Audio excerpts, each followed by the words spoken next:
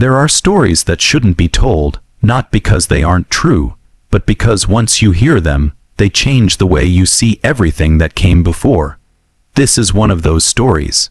In the autumn of 1879, 3 children walked out of the woods near Winfield, Kansas. They had been missing for 11 days. When the townspeople found them standing at the edge of Miller's Creek, barefoot and silent, something was wrong. Not with their bodies. Those were intact, unharmed, barely even dirty. It was their eyes, cold, distant, like they'd seen something that had hollowed them out from the inside. The children wouldn't speak for 2 days. When they finally did, what came out of their mouths didn't sound like children at all. They spoke in unison. They described a place that shouldn't exist, and they gave instructions, rules they called them, that their parents were too terrified to ignore. Within a year, 4 adults in Winfield were dead. Within 5 years, the town had nearly emptied, and by 1900, the Winfield incident had been scrubbed from almost every record, buried so deep that most historians will tell you it never happened, but it did. Hello everyone. Before we start, make sure to like and subscribe to the channel and leave a comment with where you're from and what time you're watching. That way, YouTube will keep showing you stories just like this one. His is the story of the Winfield children. What they found in those woods, what found them, and why more than a century later, there are people who still refuse to say their names out loud. T begins on September 14th, 1879, a Saturday, the kind of late summer day where the air smells like dust and dry grass, and the horizon shimmers with heat. 3 children, Eliza Corbett, age 9, her brother Thomas, age 7, and their cousin Nathaniel Pewitt, age 10, told their mothers they were going to play near the creek. By sundown, they hadn't come home. By midnight, the entire town was searching. They found nothing. No footprints, no torn clothing, no signs of struggle. It was as if the earth had opened up and swallowed them whole. The search parties went out every day for 11 days straight. Farmers, shopkeepers, the sheriff, even the circuit preacher.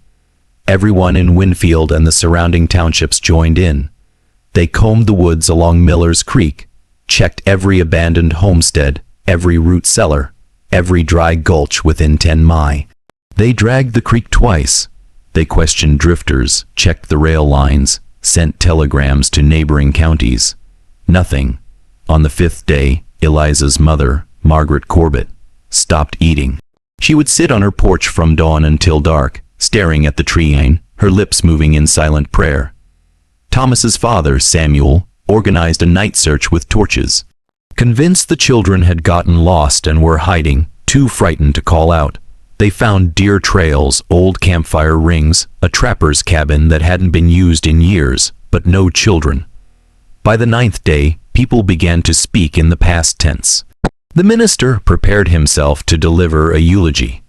Townspeople brought food to the Corbett house the way you do when someone has died.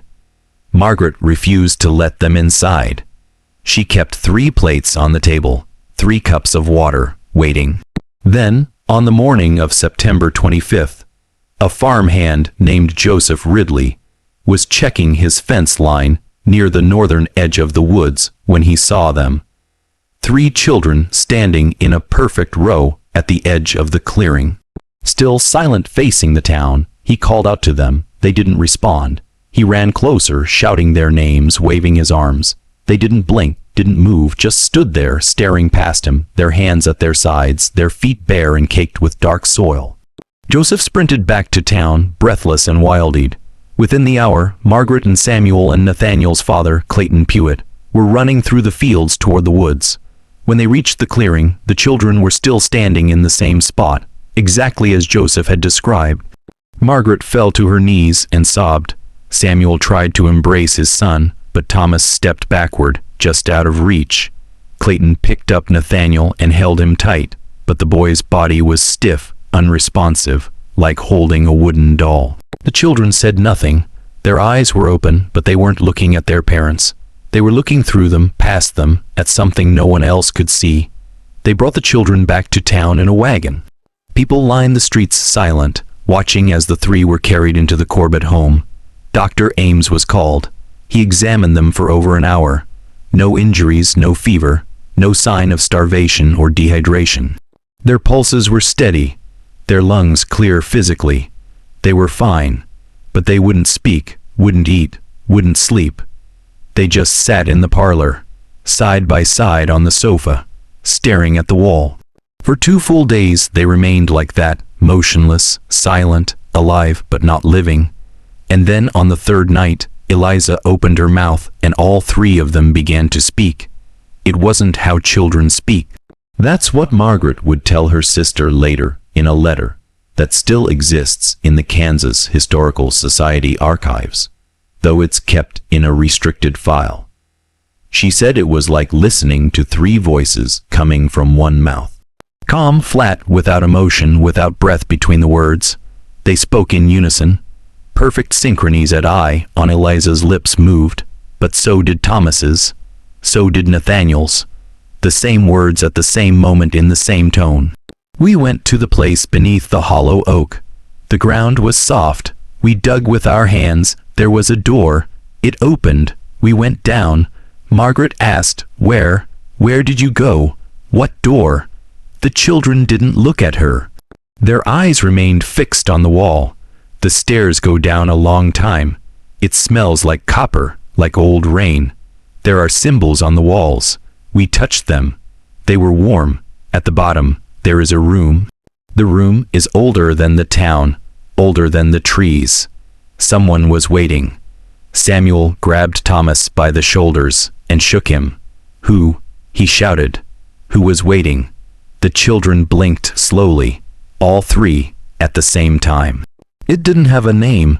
It said it had been waiting a long time. It said it needed to see through new eyes. It asked us if we would carry it. We said yes. We didn't know we were saying yes, but we said it. Dr. Ames, who had been standing in the doorway, stepped forward. He was a rational man, a man of science. He asked them what they meant by carry it. Was it a person, an animal, a thing? The children turned their heads in unison to look at him. It was the first time they had acknowledged anyone in the room. It lives in the space behind thought. It doesn't have a body. It doesn't need one. It wears us now. It sees what we see. It hears what we hear. And when we sleep, it walks. Margaret began to weep. Clayton Pewitt stood and left the room. He would later tell the sheriff that he couldn't stand to be near his son.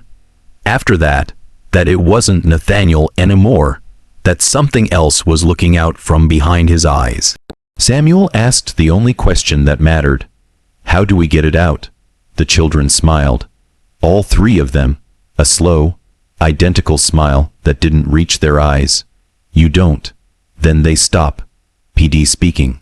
They stood up, walked to the bedroom they'd been given, lay down in a row on the floor, and closed their eyes. They didn't move again until morning.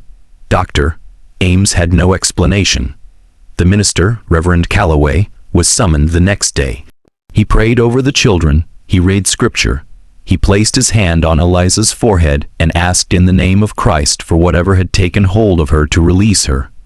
Eliza opened her eyes and looked directly at him. We were never taken, she said alone this time, her voice soft and clear. We were invited. Reverend Calloway left the house and never returned. A week later, he resigned from his position and moved to Missouri. He refused to speak about the Winfield children for the rest of his life, but the children did speak. Over the following weeks, they gave instructions, rules they called them, rules the town had to follow. And terrified, confused, and desperate to believe their children could still be saved, the parents obeyed. The rules were simple, too simple. That's what made them so unsettling. They weren't demands for sacrifice or worship or blood. They were small, specific, mundane instructions that made no sense until people started breaking them. Rule 1. No one in Winfield was to light a fire after sunset on Tuesdays. Rule 2. Every household must leave one window open at night, no matter the season. Rule 3. No mirrors were to be placed facing a doorway. Rule 4. If you heard your name called from the woods, you were not to answer. You were not to look. You were to go inside, close the door, and wait until morning. Rule 5. The children were to be allowed to walk wherever they wished, whenever they wished. No one was to follow them. No one was to ask where they had been. The parents tried to rationalize it. Margaret told herself that the children were traumatized, confused, that they'd been lost in the woods and had invented some shared delusion to cope with the terror. Samuel convinced himself that with time, routine, and care, his son would return to normal. Clayton Pewitt said nothing. He began drinking heavily and slept in the barn. For the first 2 weeks, people followed the rules. It felt foolish, superstitious, but harmless. No fires on Tuesday nights. Windows cracked open, mirrors turned to face the walls. It was easier to comply than to argue. And then on October 9, 1879, a man named Benjamin Tate broke Rule 1. Benjamin was a blacksmith, a practical man, a man who didn't believe in ghosts or devils or children speaking in riddles. On a Tuesday evening, he lit his forge to finish a repair job that couldn't wait.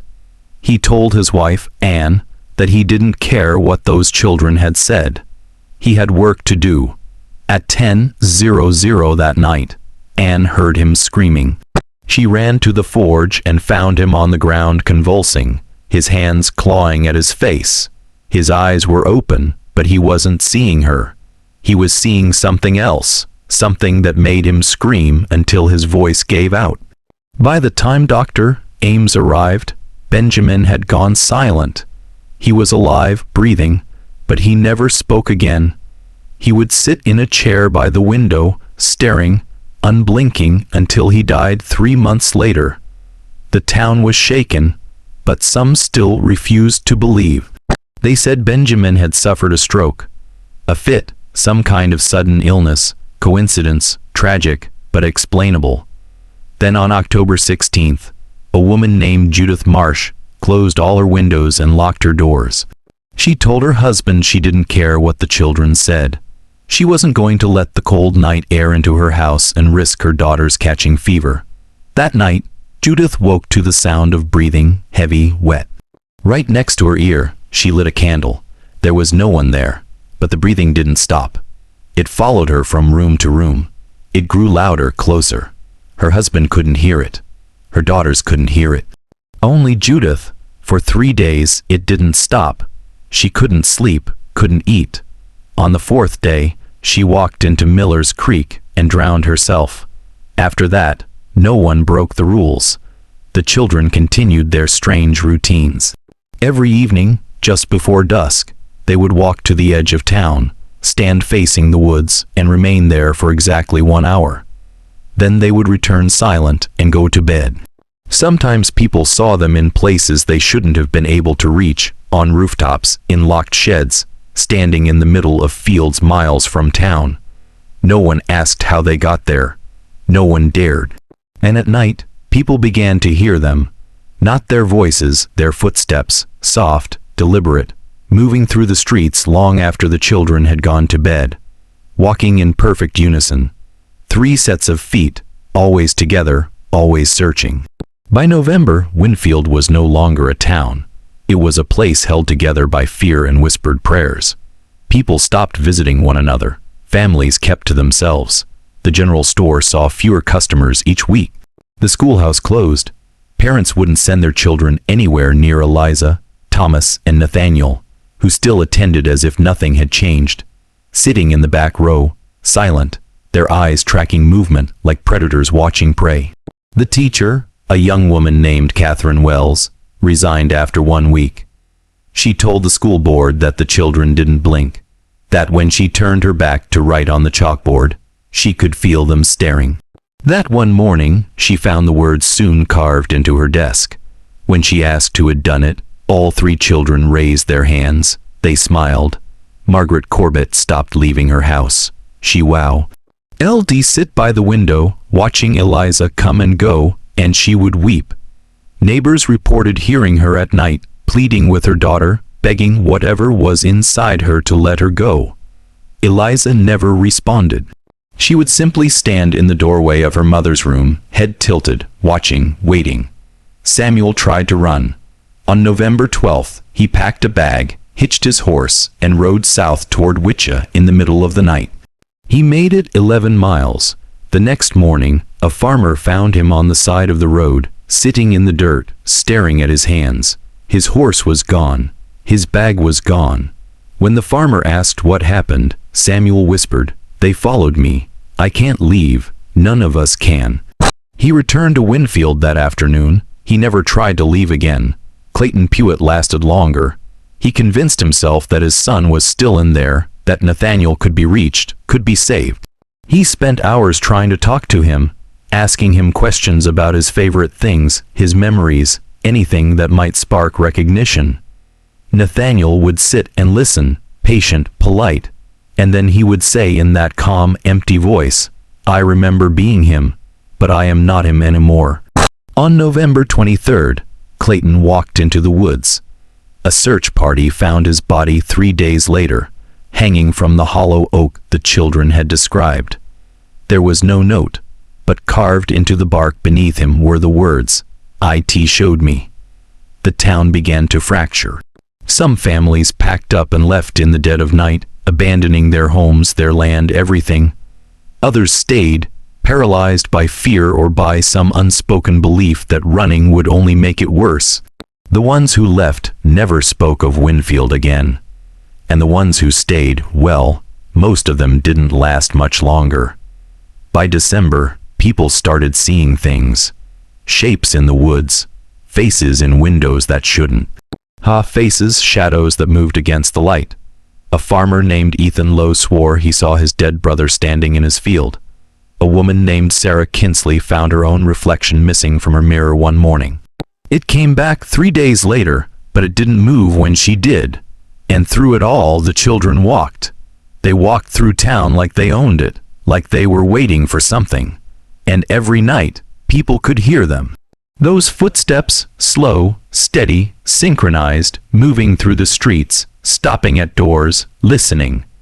On December 14th, Eliza knocked on a door for the first time. It was the home of a man named Victor Hayes, who had 2 weeks earlier refused to follow Rule 4. He had heard his name called from the woods, and he had answered. Victor opened the door. Eliza stood on his porch alone, her head tilted, her eyes reflecting the lamplight like an animal's. "It's time," she said. Victor was found the next morning in his bed, eyes open, no wounds, no signs of struggle. But his face was locked in an expression of such profound terror that the undertaker refused to prepare the body. He was buried with a sheet over his face. If you're still watching, you're already braver than most. Tell us in the comments, what would you have done if this was your bloodline? By Christmas 1879, 12 people were dead, and the children were still walking. January of 1880 was the coldest winter Kansas had seen in 20 years. Snow piled high against doorways. The wind cut through the plains like a blade. But the cold wasn't what drove people out of Winfield. It was the realization that the town was dying. Not slowly, not naturally, but deliberately, methodically, like something was feeding on it.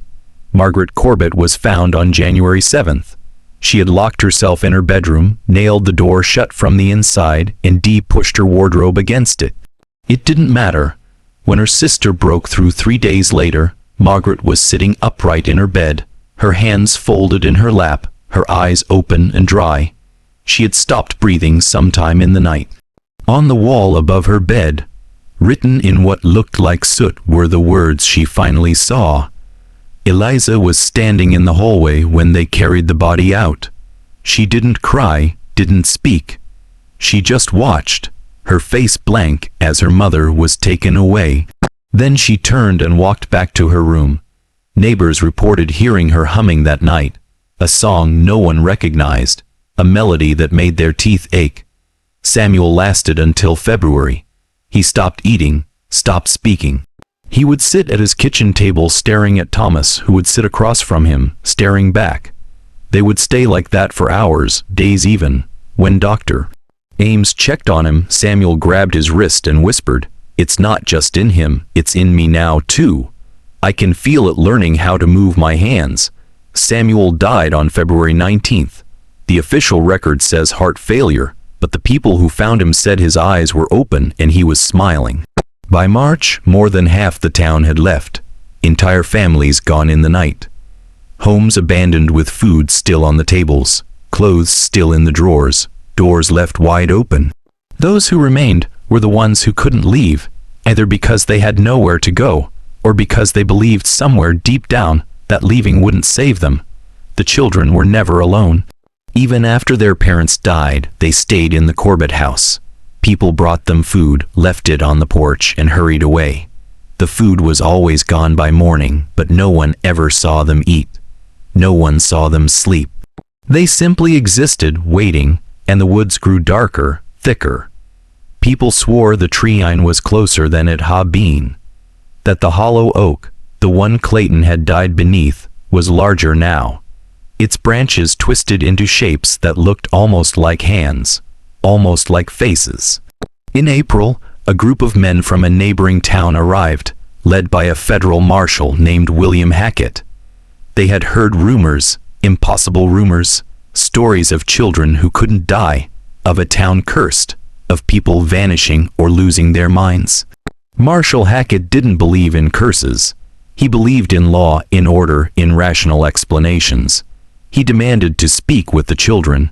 He was brought to the Corbett house. Eliza, Thomas, and Nathaniel were sitting in the parlor, side by side, exactly as they had been the day they returned. Marshal Hackett asked them what had happened in the woods, where they had gone, what they had found. The children looked at him, all three at the same time. "You want to know?" Eliza asked. "Yes," Hackett said. "Then go and see." The marshal and two of his men went to the woods that afternoon. They found the hollow oak. They found the soft ground beneath it, and they found the door. Just as the children had described, a wooden hatch, old and rotted, covered in symbols that none of them recognized.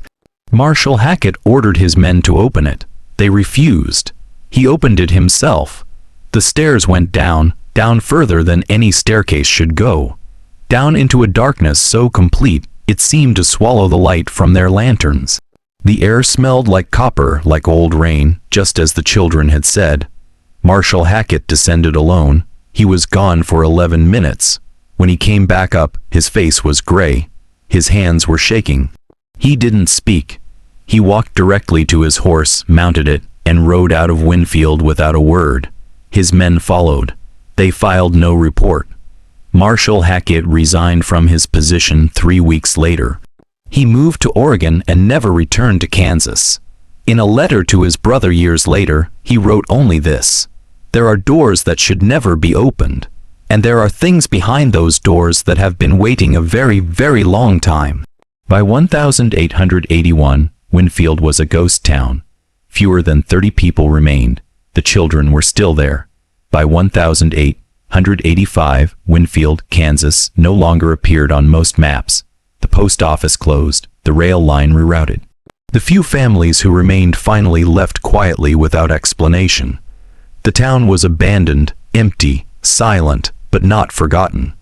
The children, Eliza Corbett, Thomas Corbett, and Nathaniel Pewitt, were last seen in the spring of 1884. A passing traveler reported seeing 3 children standing in the middle of the town square, holding hands, facing the woods. When he returned an hour later, they were gone. No footprints, no trace, just an empty street, and the wind moving through abandoned buildings. Some say they went back into the woods, back down through the door beneath the hollow oak. Others say they're still there, walking the empty streets at night, waiting for someone to come back, waiting to be seen. In 1897, a fire swept through what was left of Winfield. No one knows how it started. By the time it burned out, nearly every structure was gone. The Corbett house, the church, the schoolhouse, all of it reduced to ash and foundation stones. The only thing that survived was the hollow oak. It still stands today, gnarled and massive, in what is now an empty field off County Road 12. People avoid it. Locals won't go near it, especially at night. Hunters who have wandered too close report hearing voices, children's voices, singing, laughing, calling out names. And if you stay too long, they say you start to feel it, that pull, that invitation. The same one Eliza and Thomas and Nathaniel must have felt. All T-Hos years ago. In 1972, a team of researchers from the University of Kansas attempted to investigate the site. They brought ground-penetrating radar, cameras, recording equipment. They found the remains of the town. They found the hollow oak, and beneath it, they found something else, an anomaly, a void in the ground that their equipment couldn't penetrate, a space that registered as impossibly deep. They dug down 6 FT and found the remnants of a wooden hatch rotted and collapsed. They stopped digging. The lead researcher, Dr. Alan Marsh, wrote in his notes, "There is a psychological weight to this place that I cannot explain. We all felt it, a pressure, a presence. We decided not to continue." The site was marked, catalogued, and quietly forgotten. The university sealed the records. Dr. Marsh never published his findings. When a journalist asked him about it years later, he said only some places are meant to stay buried. But the story didn't stay buried. It couldn't. Over the years, pieces of it surfaced.